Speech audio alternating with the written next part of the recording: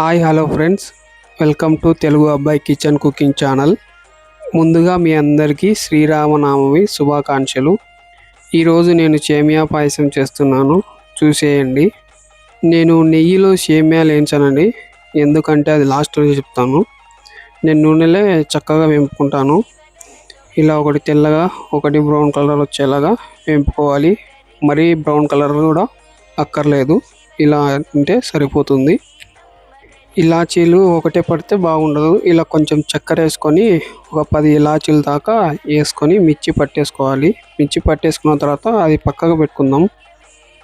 శ్రీరాముడు విల్లు విరక్కొట్టినప్పుడు భూమి ఎలా కంపించిపోతుందో, నేను మిక్సీ పడితే ఇలా పొగలు కక్కాల్సిందే. చూసారా ఎలా పొగలు వస్తున్నాయో? ఒక గిన్నె తీసుకొని సరిపడా నీళ్ళు, నేను ఒక జగ్గు సేమియాకి 3 నీళ్ళు వేసుకుంటాను.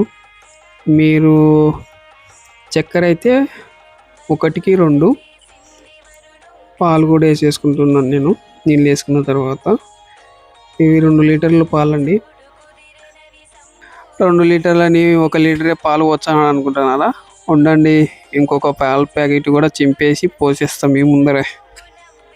పాలు పోసేసుకున్న తర్వాత మొత్తం కలబెట్టుకుందాం. నేను ఎందుకు సేమియాలో నెయ్యి వేయలేదంటే, సేమియా మొత్తం నెయ్యి పట్టేసుకుంటుంది. 4 స్పూన్లు తినాల్సిన సేమియా పాయసం 2 స్పూన్లకు వచ్చేసరికి మనకు ఎఫెక్ట్ వస్తుంది. ఇంకా చాలా అంతాం. మీకు అంతగా నెయ్యి ఇష్టమైతే లాస్ట్ సేమియా పాయసం అంతా రెడీ అయిన తర్వాత పైన వేసేసుకోండి, బాగుంటుంది. ఇప్పుడు ముందుగా కడిగి పెట్టుకున్న సబ్బియ్యం నానబెట్టుకొని ఇలా వేసేసుకుందాం. దీంట్లో వేసుకొని ఒకసారి కలబెట్టేసుకోవాలి. చిన్నప్పుడు శ్రీరామనవమి రోజు సాయంత్రం పానకం పెడతారు. ఆ పానకానికి మేము చిన్నప్పుడు చెంబులు బిందెలు ఏవి ఉంటే అవి పట్టుకెళ్ళే వాళ్ళం.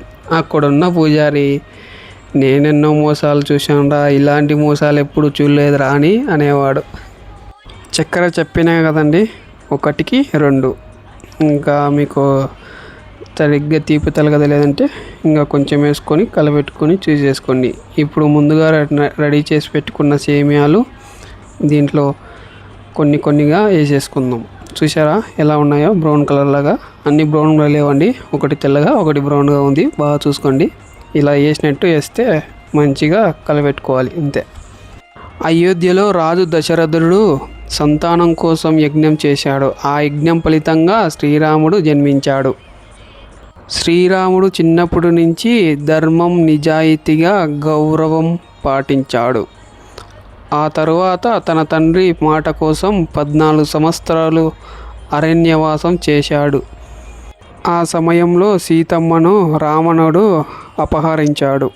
దానికి కోపంగా శ్రీరాముడు వారణసేనతో కలిసి రావణుడిని యుద్ధంలో ఓడించాడు.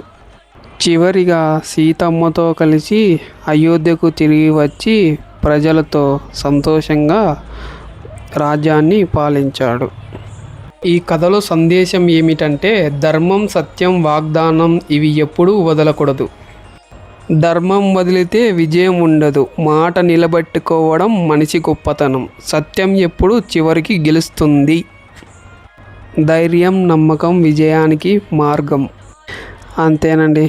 ఇక మనం రెడీ చేసుకున్న పాయసం ఊదుకుంటూ ఊదుకుంటూ ఊదుకుంటూ ఊదుకుంటూ ఊదుకుంటూ, ఎందుకంటే నోరు కాలుతుంది, అందుకే ఊదుతున్నా.